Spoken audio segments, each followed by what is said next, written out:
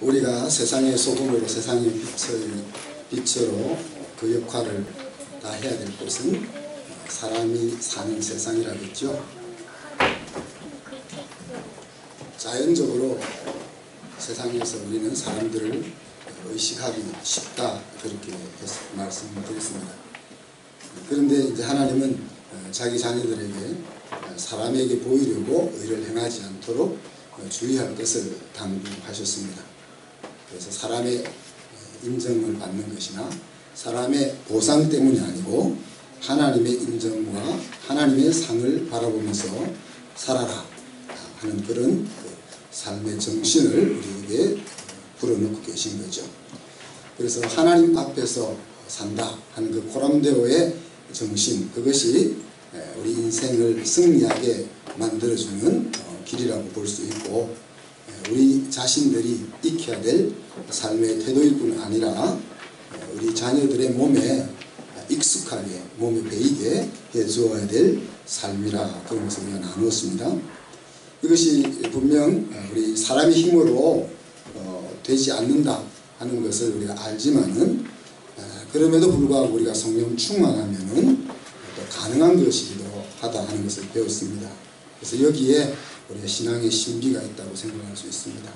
우리가 할 수 없는데 또 우리가 할 수 있는 그런 면이 신앙 속에 있는 것이죠.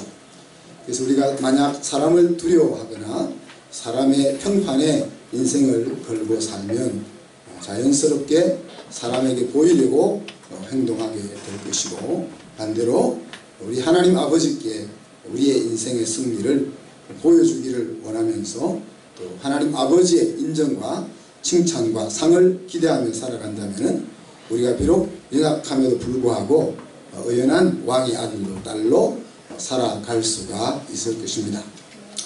오늘은 이제 말씀의 제목대로 황금률에 대해서 좀 나눠볼 수 있기를 바랍니다. 이 황금률은 자연의 승리 또는 수학의 묘리 속에서 78대 20이라 하는 그런 절대적인 비율에 대한 이야기입니다. 예를 들면 공기 속에 포함되어 있는 질소의 양과 또 산소나 다른 기체의 양이 78대 22로 구성되어 있다 하는 겁니다. 또 우리 몸을 구성하고 있는 물과 살의 비율이 78대 22다 하는 겁니다. 또 정사각형의 내면에 원이 닿도록 원을 그리면은 원의 면적과 또 나머지 부분의 면적을 합하면 약 78대 22가 된다. 그리고 동과 금을 합금할 때 78%대 22%로 비율로 합금을 해야 순도 100%의 연금이 가능하다 하는 이런 초과학적인 자연에 불가해한 그런 섭리 현상, 그것을 가리켜 우리가 황금률이라 부릅니다. 다르게 표현하면 이제 가장 완벽하고 절대적인 비율, 그걸 이제 황금률이라고 이야기하죠. 그래서 몸을 비유할 때도 그죠. 얼굴이 1이면은 몸이 1대 7 이런 사람이 있고 그죠. 1대 5인 사람이 있고, 어떤 것이 황금비인지 여러분이 잘 생각할 수 있겠죠. 근데 이제 이 황금률이 신앙으로 들어왔을 때는 기독교의 윤리가 가장 중요한 윤리관의 하나가 이 황금률이라 그렇게 일컬어집니다. 그래서 대인관계에 있어서 가장 염두에 두어야 될 대원칙, 다르게 표현하면 황금은 이제 보석 중에 귀한 보석이지 않습니까? 그래서 황금같이 귀한 진리다. 그래서 우리가 황금률이라고도 부르고, 황금의 특징 중에 또 하나는 변하지 않는 그런 특징이 있죠. 그래서 이것은 세상이 변해도 바뀌지 않는 그런 진리다. 그래서 황금률이라는 이름을 붙입니다. 전해오는 속설로는 3세기 때 로마 황제 알렉산더가 내가 대접받고 싶은 대로 남을 대접하라 하는 이 글귀를 금으로 써가지고 거실벽에 붙였다. 그래서 이제 황금률이라고도 불린다고도 합니다. 예수님께서 사람의 눈을 의식하지 말고 하나님 앞에서 살라 그렇게 말씀하시면서 왜 또 사람과 사람이 어떻게 더불어 살아가야 할까 하는 것을 말씀하실까요? 그러니까 우리가 사람의 눈치를 보지 않고 살아간다는 것이 사람을 무시하고 내 마음대로 살아가는 것을 의미하지 않는다는 것을 우리에게 보여주는 거죠. 대인관계의 원리에 있어서 너무나도 당연한 황금률, 그것은 오늘 성경이 말한 대로 자기가 한 대로 자기도 돌려받는다. 이것은 우리가 성경이 아니더라도 우리가 생활 속에서 생득적으로 체험하고 있는 거죠. 그래서 오늘 성경은 비판하지 말라. 만약에 네가 비판한다면 너도 역시 비판을 받게 될 것이다. 너가 헤아리는 그 헤아림으로 너도 사람으로부터 혹은 하나님으로부터 헤아림을 받을 것이다. 그렇게 말하고 있습니다. 그러면서 3절에 보면 예수님께서 상대방을 고치려고 하는 그 부분을 다루고 계십니다. 어찌하여 형제 눈 속에 있는 티는 보고 내 눈 속에 있는 들보는 깨닫지 못하느냐. 이 말이 눈에 있는 티와 눈에 있는 들보를 이야기하는 것이 아닙니다. 눈에 티끌이 들어갔다고 해서 우리가 그 티끌을 볼 수 없잖아요. 그죠? 또 눈에 들보를 집어넣을 수도 없는 거고, 그죠? 여기서 이제 들보라고 말하면은 널빤지 혹은 주된 항목을 가리켜서 들보라고 말합니다. 그러니까 그냥 사사롭게 흘러 지나가 버려야 되는 그런 내용이 아니고 분명하고도 중심되는 그런 중요한 문제를 가리켜서 우리가 들보라는 말을 쓴다는 이야기죠. 물론 이제 큰 기둥 같은 것을 들보라고도 말하지만은, 그리고 영어로 이제 이 들보라는 말이 동사가 되면은 숨기다 혹은 감춘다 하는 뜻이 됩니다. 그러니까 들보를 감춘다. 이 영어를 쓰는 사람들이 워드플레이를 좋아하는데 이렇게 번역을 원어를 번역하면서 이런 식으로 번역을 해놓고 있습니다. 그 티라는 것은 우리가 나무를 자르고 나면 톱밥이 나오는데 그 톱밥을 한 알갱이 두 알갱이, 사실 톱밥이라는 알갱이를 마치 우리가 설탕 알갱이를 헤아릴 수 없듯이 헤아리기 힘든 것 아닙니까? 그죠? 근데 그 톱밥 가운데 한 알갱이라는 의미를 가지고 있는 거죠. 그래서 또 깨닫지 못하느냐, 이 말은 실제 있다는 것을 모른다는 말이 아니고 그것을 보면서도 알고 있으면서도 의도적으로 모르는 척하는 것 혹은 의도적으로 보지 못한 것처럼 행동하느냐, 그런 의미가 들어있는 것입니다. 나의 눈 속에 들보가 있는데 그 말은 무슨 말입니까? 그러니까 나에게 보다 더 큰 문제가 있다는 사실을 내가 알고 있을 때라는 거죠. 그런데 그렇다면 내가 형제에게 내 눈 속에 있는 티를 빼게 하라 하겠느냐 그러죠. 내가 정말 이런 큰 문제를, 내가 내 스스로가 큰 문제를 갖고 있다는 것을 깨닫고 있으면서 형제가 가지고 있는 사소한 아무렇지도 않은 그 문제를 보고 야, 너 왜 그래? 이렇게 다붙일 수 있냐? 그럴 수 없다는 이야기죠. 왜 그럴 수 없습니까? 그랬다가는 당장 역공을 당할 거 아닙니까? 형은 이렇게, 엄마는, 아빠는 이렇게 당장 역공을 당할 거기 때문에. 그런데 왜?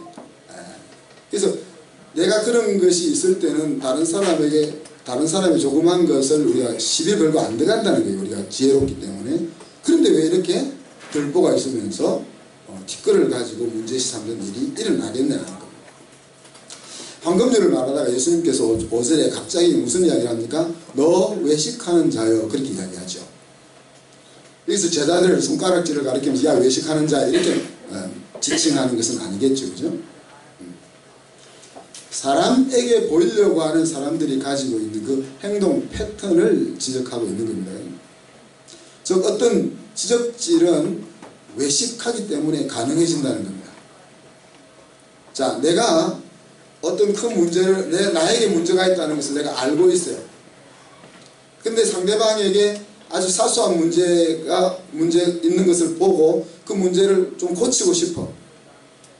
그런데 내가 가지고 있는 이 문제를 드러내고 고치러 들어갔다가는 역공을 당할 것이 분명하니까 우리가 취하게 되는 행동은 뭡니까? 나한테는 문제가 없는 것처럼 행동하게 돼. 그 외식을 이야기하는 거거든요. 그래서 나에게는 들보가 없는 것처럼 꾸밀 수밖에 없지요. 그것을 꾸며야만 상대방의 티를 말할 수가 있는 겁니다. 이것은 의식적으로 우리가 그렇게 하는 사람도 있고 또 자기도 모르게 무의식적으로 그렇게도 할 수 있습니다.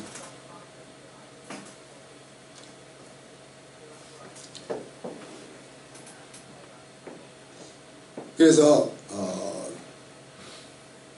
네가 만약 다른 사람에게 뭔가의 작은 것을 그 티와 같은 것들을 지적하기 전에 너 속에 있는 들보를 먼저 봐라 그랬지 않습니까? 그 말은 먼저 내 자신이 안고 있는 그 문제를 해결하기 위해서 시도하라는 이야기죠. 자, 그런데 내가 안고 있는 그 문제를 내가 스스로 해결하기 위해서 몸부림치면은 이제 의미적으로는 그리고 나면은 형제에게서 제거해야 될 것이 무엇인지고 뒷거리 무엇인지를 분명하게 알 수 있다. 문맥적으로는 그렇지만 사실 내 큰 문제를 해결하다 보면은 다른 사람의 작은 문제에 대해서는 우리의 마음이 잦아들게 되어 있는 거죠. 바리새인들은 종교 지도자들이었습니다. 그들은 끊임없이 자기들은 율법의 정신을 따라 살지 못하면서 백성들에게 지적질을 했습니다. 그들이 지적질을 할 수 있었던 이유는 뭐죠? 외식하기 때문이었습니다. 그들은 며칠에 한 번씩 금식하죠? 매주 금식을 합니다. 그죠? 그리고 소득의 11조를 드립니다. 또 감사 절기 때마다 절기의 예물을 드립니다. 그러니까 율법에 기록된 껍질의 내용들은 그대로 지켜 행하는 거죠. 그렇지만 사실 그 율법의 껍질을 지키는 가장 중요한 알맹이 하나님을 사랑하고 하나님을 공경하는 그 정신은 없는 거죠. 그래서 이들에게는 사실 하나님에 대한 진정한 존중과 사랑이라는 신앙의 본질은 없는 겁니다. 없으면서 그것을 있는 척 외식하는 것이 뭡니까? 율법의 껍질을 지키고 있는 거죠. 그래서 그 율법의 껍질을 그들이 지키고 있기 때문에 백성들을 향해서 지적질을 할 수 있는 거죠. 그러면서 오늘 말씀은 또 갑자기 구하라 그러면 너희에게 주실 것이요 찾아라 그러면 찾을 것이요 문을 두드리라 그러면 너희에게 열릴 것이니 하면서 기도에 대해서 하나님이 어떻게 응답하실 것인지 하는 것으로 전혀 관계가 없는 이야기 같은 것으로 넘어갑니다. 물론 이제 12절 말씀이 없으면은 예수님께서 이제 이 들보와 티 이야기를 마치고 다음 주제로 넘어갔다라고 말할 수 있는데 12절에 가면은 뭐라고 되어 있죠? 네가 무엇을 하든지 간에 그 사람에게 너가 받고 싶은 대로 너도 그 사람에게 행하라는 황금률을 딱 정리해가지고 마무리하고 있습니다. 그러니까 이 기도와 하나님의 응답에 대한 이야기가 그냥 단순히 기도와 하나님의 응답에 대한 이야기가 아니라는 거죠. 그리고 이 황금률과 연결이 되어 있다 하는 것을 우리가 생각해 볼 수가 있는 겁니다.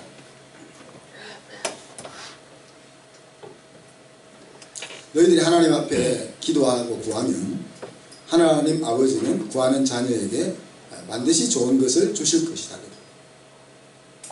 그리고 비유를 들어서 세상 엄마 아버지도 자식이 좋은 것을 뭘 달라 하면 줄 수만 있다면 좋은 것을 주려고 하는데 하물며 우리보다 비교할 수 없는 육신의 아버지와 비교할 수 없는 하나님 아버지께서 우리가 필요하다고 달라 하면은 좋은 것을 주지 않겠느냐 이렇게 이제 설명을 하셨습니다.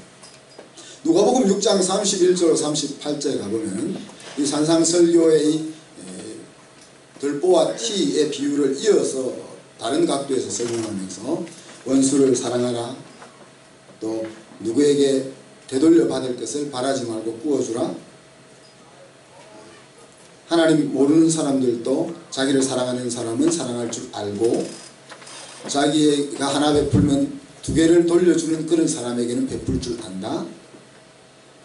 너희들은 이런 하나님 모르는 사람들의 수준을 넘어서 하나님 아버지의 자비하심 같이 너에게 악으로 대하는 자에게도 사랑으로 대하고 너에게 갚아줄 것이 없는 자에게도 베풀어 주는 그런 자리까지 나아가라. 그러면서 비판하지 말고 또 누가 잘못했다고 그 사람을 죄 정하지 말고 또 내가 가지고 있는 것이 있다면 주기를 힘써라. 네가 어떻게 헤아림을 하느냐, 사람을 measure 하느냐, 대하느냐에 따라서 너도 그 사람들로부터 그렇게 measure를 당할 것이고 또 하나님도 너를 그렇게 헤아릴 것이다 라고 말씀하십니다.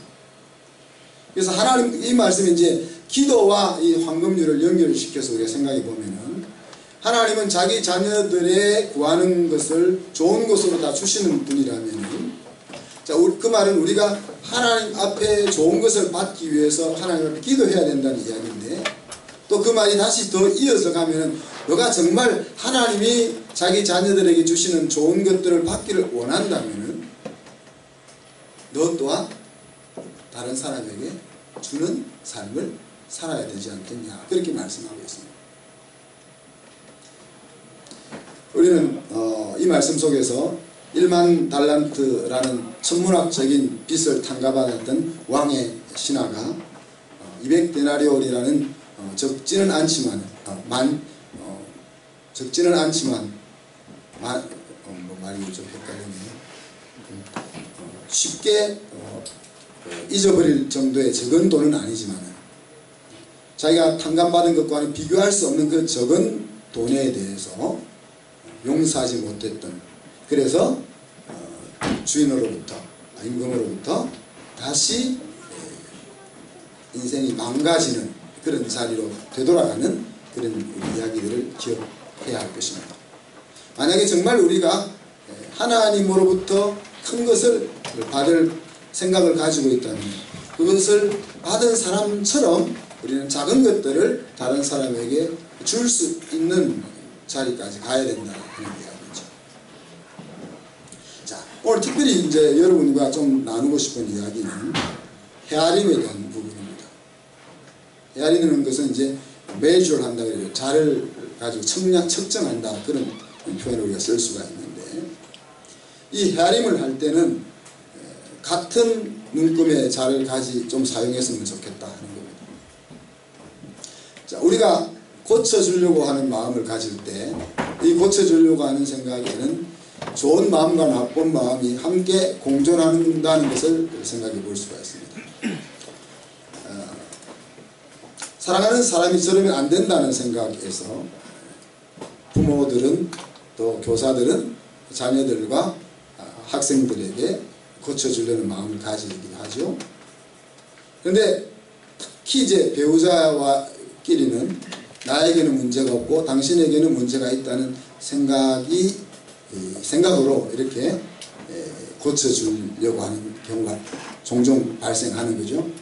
여기서 좀 더 심해지면 뭐예요? 오늘 바리새인과 같이 외식하는 마음이 이 고쳐주는 마음 속에도 포함되어지게 된다는 이야기입니다. 우리가 이 헤아림을 생각하면서 하나님 말고는 누구도 절대적으로 옳은 사람도 없고 또 절대적으로 잘못될 수도 없다 하는 그런 생각이 필요하다고 여겨집니다. 우리는 각자 우리의 경험과 우리가 가지고 있었던 지식 거기에 기초를 해서 상대방을 바라보고 상대방을 측정합니다. 그렇기 때문에 내가 가지고 있는 자와 맞지 않을 때는 잘못되거나 틀렸다라고 생각하기 쉬운 거죠. 또 그 판단이 맞을 수도 있습니다. 그렇지만 그 판단이 100% 다 맞을 수는 없다는 거예요. 하나님의 눈이 아니고서 우리의 눈을 가지고 100% 다 맞고 100% 다 틀린 것은 없다는 거예요. 그래서 가능하면 그런 판단을 안 했으면 좋겠지만 어쩔 수 없이 판단하는 자리에 가게 된다면 적어도 같은 자를 사용하자. 같은 기준을 사용하자. 사람은 보통 자기에게는 어떤 자를 사용하죠? 관대한 자를 사용합니다. 상대방을 향하여 정확한 자를 사용하죠. 그래서 뭐 우스갯소리로 남이 하면 불륜이 되고 내가 하면 로맨스가 되고 그런 이야기가 나오는 거죠. 그래서 뭐 생득적으로 사람들이 배우고 태어난 것 같아요. 나에 대해서는 관대하고 다른 사람에 대해서는 정확한 자를 가져다 댄다. 사실 같은 자를 사용하는 것도 좋지만 보다 더 좋은 것은 뭡니까? 다른 사람에게 더 관대한 자를 사용하는 거죠. 이것이 본래 오늘 예수님이 말씀하시는 헤아림의 정신입니다. 잠언 27장 18절에 보면은 무화과 나무를 지키는 자는 그 과실을 먹고 자기 주인에게 시중드는 자는 영화를 얻느니라 하는 황금률의 다른 표현이 나옵니다. 그래서 과수원을 돌보는 사람은 뭡니까? 열매를 얻는다는 거예요. 상사, 주인에게 주인을 존중하고 주인을 부자 만들어주기 위해서 열심히 일하는 사원 혹은 하인 뭐 그렇게 말할 수 있겠죠. 그런 사람들은 주인으로부터 인정을 받고 높임을 받는다는 거죠. 이 정신이 우리 사회에 적용되지 않는 이상 얻으려는 자와 주지 않으려는 자 사이에 갈등은 영원할 것 같습니다. 그러니까 7,500원 일당 1일 최저임금이 이제 정해졌는데 그죠? 내년부터 그것이 시행될 텐데 아르바이트생들은 좋다고 이야기하고 빨리 만원이 되어야 된다 이야기하고 또 자영업자나 소상공인들은 문 닫아야 되겠다고 이야기합니다. 저는 이 헤아림의 원리가 우리 가정과 우리 교회 공동체에 적용되기를 축복합니다. 남편이 아내의 약한 부분을 헤아려주고 아내가 남편이 잘 안되는 것을 이해해주고 부모가 자녀의 부족한 부분을 받아주고 자녀가 부모의 부족한 부분을 참아주는 그런 일들이 점점 더 많아지기를 바란다. 그리고 이것이 우리 가정에서만 끝나는 것이 아니고 우리 사회까지 여러분이 몸담고 있는 직장에까지 퍼져나간다면 더할 나위 없이 좋겠습니다. 사랑하는 성도 여러분, 도덕주의가 되면 우리가 사람을 판단하고 정죄하고 또 좀 잘하면 교만해지고 혹은 내가 잘못하면 죄책감에 눌려 살게 되고 이것도 저것도 다 할 만한 자신이 없으면 될 대로 되라는 식으로 살아가게 되겠죠. 도덕과 윤리라는 것은 사람답게 사는 도리를 일컫는 말입니다. 신앙과 삶이 분리되어질 수 없는 것처럼 신앙과 윤리를 따로 떼어서 말할 수는 없습니다. 우리가 도덕적 신앙이 되어서는 안 된다, 도덕주의에 빠져서는 안 된다 이야기하지만 신앙이라는 것은 윤리와 떨어질 수 없다는 이야기입니다. 그래서 산상설교에서도 사람 사이의 주고받음에 대한 교훈을 하면서 하나님과 성도의 기도와 응답을 연결시키고 있다고 우리가 생각해 볼 수 있습니다. 우리 이 말씀을 마무리하면서 먼저 나를 살필 수 있었으면 좋겠습니다. 남의 뒷거를 보기 전에 나의 중요한 약함이 무엇인지, 문제가 무엇인지, 그래서 내가 알고 있는 나의 부족함을 인정하고 개선하기 위해서 하나님 앞에 나아가야 할 것입니다. 오늘 성경적 의미는 내 눈에 들보는 보지 못하느냐, 그 말은 왜 네가 알고 있는 너의 중요한 약점들과 문제들에 대해서는 모른 척 하느냐, 예의주시하지 않느냐, 그런 표현입니다.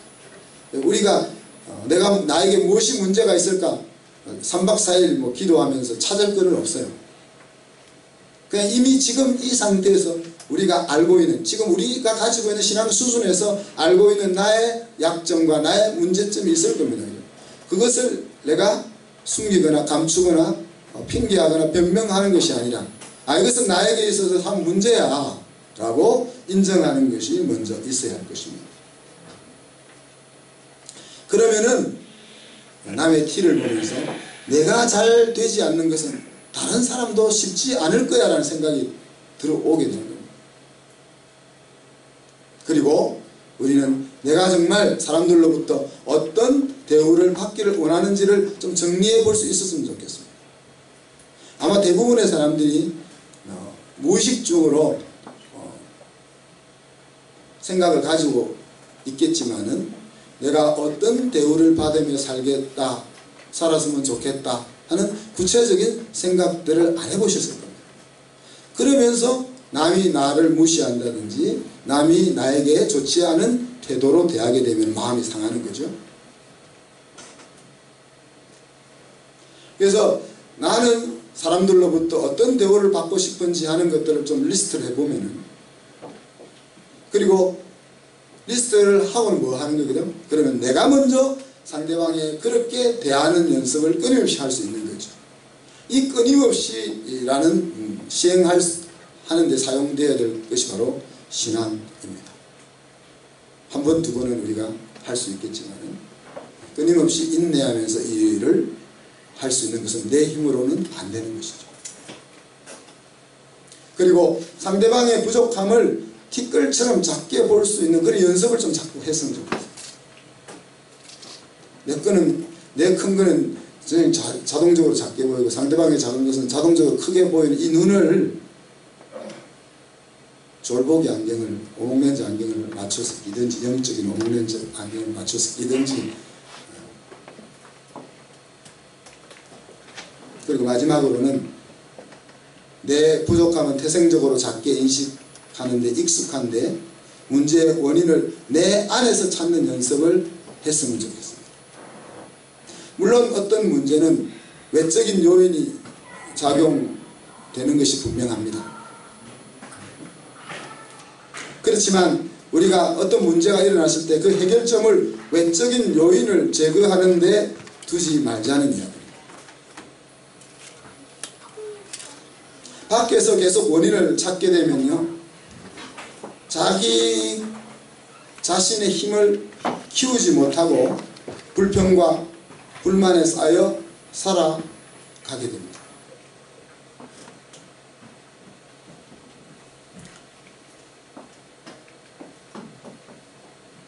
그러나 나에게서 문제를 찾는다면 그 나에게 있는 그 문제를 어떻게 하면 극복해 낼 수 있을까 하는 것들을 생각하게 되고 끊임없이 건강한 나를 만들어 갈 수가 있다는 거예요. 특히 이것은 우리 자녀들을 키울 때도 마찬가지입니다. 우리는 자녀들에게 가능하면 좋은 환경을 만들어 주어야 된다고 그랬습니다. 그리고 좋은 환경을 만들어 주기 위해서 우리는 애를 씁니다. 그까지는 좋습니다. 그런데 아무리 좋은 환경을 만들어 주려고 해도 사람들이 사는 세상이기 때문에 그 환경 속에서 문제를 만나게 되는 거죠. 근데 그 문제를 만났을 때 많은 경우는 그 문제의 원인을 밖에서 찾으려고 하는 거예요. 누집 아이가 그래서 우리 아이가 힘들어. 누집 아이 때문에 우리 아이가 상처를 받았어. 그래서 그 누집 아이가 없어져 주기를 바라는 거죠. 제가 말하는 그 누집 아이에게 문제가 없다는 것이 아니라 그 누집 아이에게 문제가 있을지라도 우리의 초점은 그 누집 아이에게 두는 것이 아니라 내 집 아이에게 두자는 거예요. 그 누집 아이가 그 문제의 요인이라 할지라도 우리 아이가 그 누집 아이의 문제를 덮어 넘어갈 수 있는 아이로 키워놓는 것이 더 중요하다는 이야기예요. 물론 우리가 일부러 문제들이 있는 아이들만 모아가지고 그 속에 우리 아이를 집어넣자는 이야기는 아닙니다. 우리가 좋은 환경과 문제없는 환경을 만들어주기를 애써야 하지만은 애쓰는 가운데 그런 문제가 발생한다는 이야기예요. 근데 그런 문제가 발생했을 때는 하나님이 우리 아이를 더 크고 강하게 만들기 위해서 주신 기회라고 생각하고 쉽지는 않죠. 제가 말은 이렇게 쉽게 하지만. 최정희 집사님 5째 가질 생각을 접었다 하시는데 넷을 키운다는 것이 쉽지 않죠. 그죠? 그 키울 때 얼마나 많은 갈등과 또 번민과 또 찬정이 때문에 그랬다느니 뭐 재정이 때문에 그랬다느니 명정이는 잘하는데 이런 그렇게 하지 말라는 이야기예요. 찬정이가 그랬어도 재정이가 그거를 안 할 수 있는 거예요. 찬정이가 그랬다고 재정이가 반드시 맞부딪혀야 되는 건 아니거든요. 근데 그거를 그렇게 내면에서 문제를 찾아서 그거를 극복하게 하는 데는 에너지와 시간이 들어가죠. 근데 그것을 우리가 안 하려고 하다 보니까 자꾸 외적 바깥에서 문제를 찾으려고 하는 겁니다. 부부 사이에도 마찬가지겠죠. 어떤 집은 아내가 더 문제가 많고 어떤 집은 남편이 더 문제가 많고, 네. 그렇지만 각자는 이거는 아내 때문에 이것은 남편 때문에 이렇게 생각할 것이 아니라 어떻게 생각해야 돼요? 남편이 그런다고 내가 꼭 열받아야 될 이유는 없잖아요. 아내가 제대로 못 챙긴다고 내가 마음이 상해야 될 이유는 없잖아요. 그거를 넘어설 수 있는 길을 우리가 찾아야 된다는 거예요. 오늘 말하고 있는 이 헤아림은 소극적인 것이 아니라 희생적이고 능동적이고 적극적인 이웃사랑의 하나입니다. 이기적인 인간은 무엇을 만들어냅니까? 관계 악순환을 만들어냅니다. 관계 악순환 중에 뭡니까? 누가 나에게 한 대로 되갚아주는, 원수 갚는, 복수하는 거죠.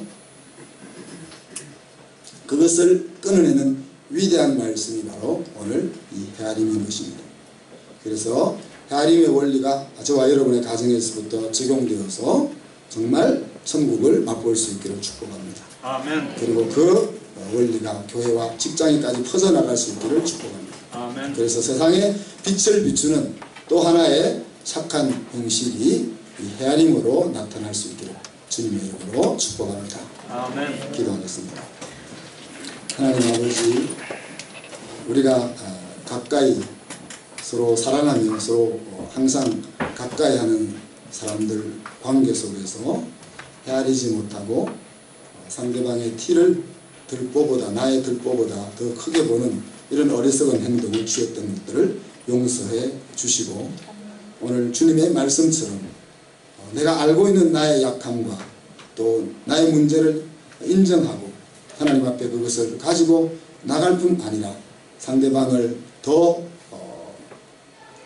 여유 있는 자로, 관용의 자로 헤아릴 수 있는 저희들이 될 수 있도록 성령의 은혜가 각 가정에 충만히 넘치게 하여 주시옵소서. 아멘. 감사드리며 예수 그리스도 이름으로 기도하옵나이다.